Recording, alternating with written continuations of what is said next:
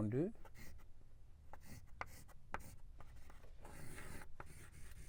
quelques approches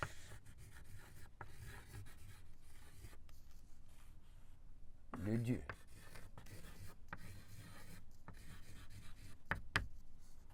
Et à ce niveau, nous allons en petit 1 donner les thèses favorables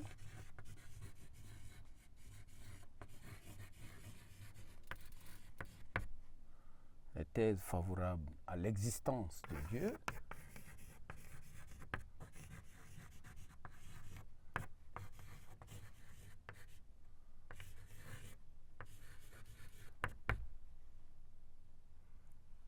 les thèses favorables à l'existence de Dieu. Qu'est-ce que nous pouvons dire à ce niveau?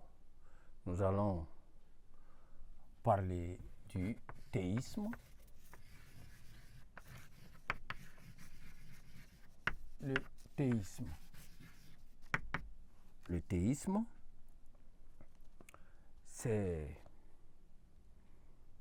la thèse dans le mot théisme,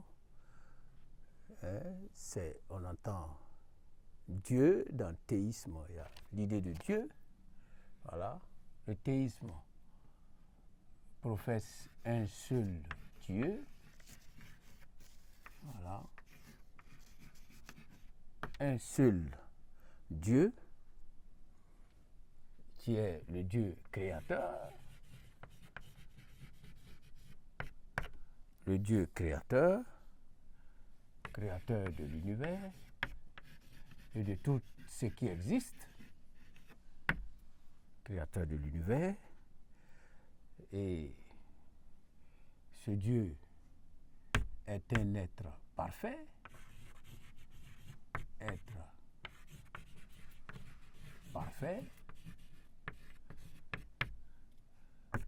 c'est un être tout-puissant, parfait, tout-puissant,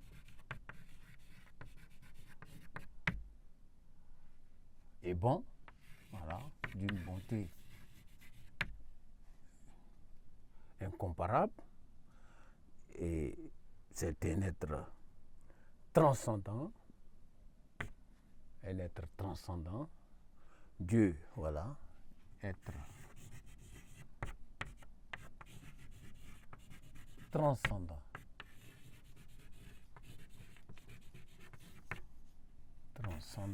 au monde.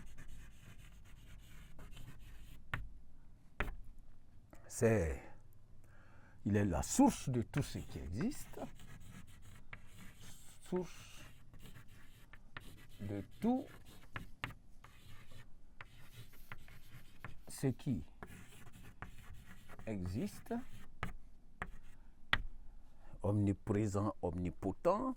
Il est le principe des lois de la nature, il est la source suprême, il est la garantie des valeurs morales, etc. Tant d'attributs au niveau du théisme à Dieu et à un seul Dieu. Nous avons l'agnosticisme.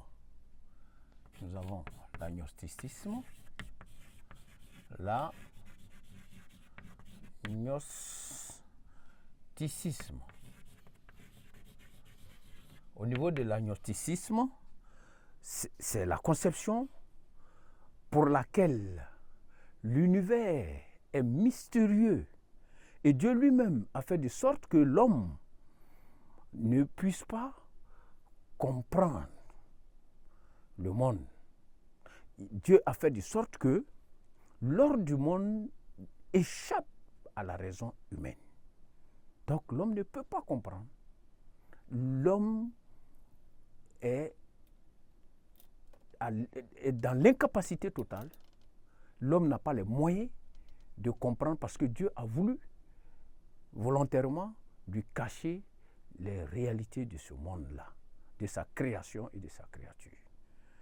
Donc, à ce propos, Émile Littré disait que l'absolu est un océan pour lequel nous n'avons ni barque ni voile. nous n'avons ni barque ni voile. Émile Littré. Émile Littré.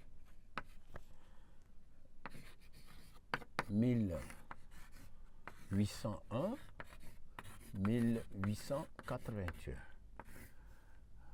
Il disait que l'absolu est un océan pour lequel nous n'avons ni voile ni barque. Ni voile, ni barque, ou ni barque, ni voile. Pour dire que nous n'avons pas, tel que l'homme pour explorer les mers se déplaçait en bateau à voile en son temps, puisqu'il est du 19e siècle. Les hommes se déplaçaient pour explorer les mers en bateau, en voile.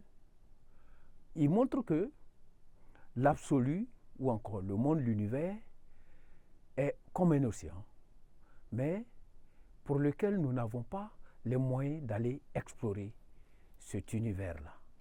Donc l'homme est incapable d'explorer, de comprendre, puisqu'il faut explorer pour comprendre, de comprendre l'univers. Donc pour l'agnosticisme, Dieu existe, oui, mais Dieu a fait de sorte que nous ne puissions même pas le comprendre, ni comprendre sa création, ni comprendre l'univers.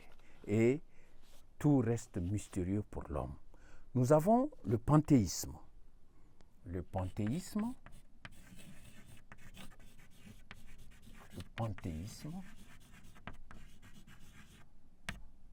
voilà. À ce niveau, pour le panthéisme, Dieu et le monde constituent une unité fondamentale.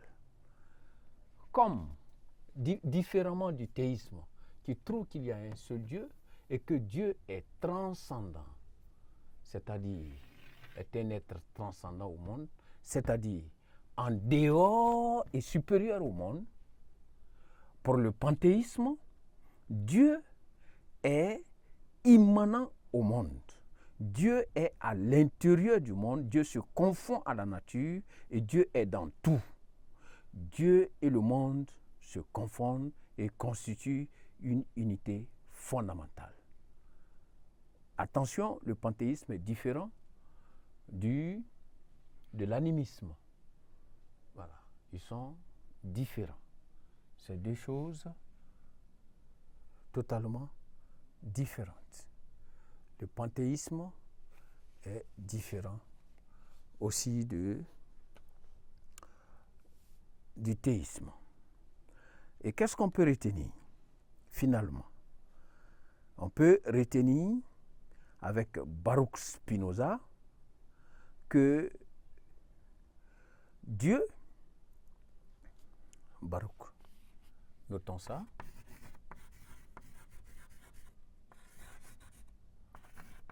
Baruch Spinoza,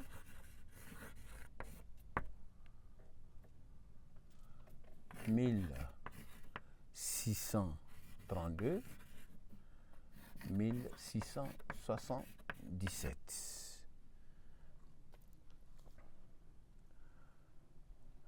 qui dit que les êtres finis ne sont pas des créatures de Dieu, mais des parties de Dieu, pour renforcer l'idée du panthéisme. Donc, pour Baruch Spinoza, les êtres vivants, ou encore les êtres finis, ne sont pas des créatures de Dieu, comme le dit le théisme, mais les êtres finis sont des créatures de Dieu, et ne sont pas des créatures de Dieu, pardon, mais des parties de Dieu. Donc, nous sommes des parties de Dieu, les arbres sont des parties de Dieu, les océans sont des parties de Dieu, tout ce qui existe dans l'univers, de façon individuelle, est une partie, est une composante de Dieu lui-même. Parce que, pour les panthéistes, Dieu et le monde constituent une seule et même entité.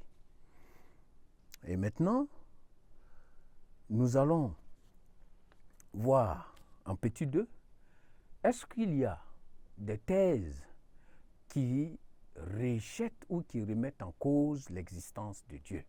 Celles que nous avons citées ici admettent l'existence de Dieu, à savoir le théisme, l'agnosticisme, le panthéisme que nous avons cité, admettent tous l'existence de Dieu. Maintenant, nous voulons voir les thèses qui remettent en cause l'existence de Dieu. Et c'est en cela que nous allons voir le petit 2, les thèses sceptiques. Petit 2.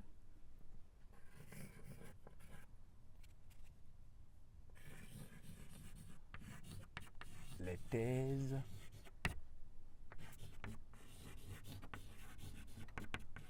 sceptiques.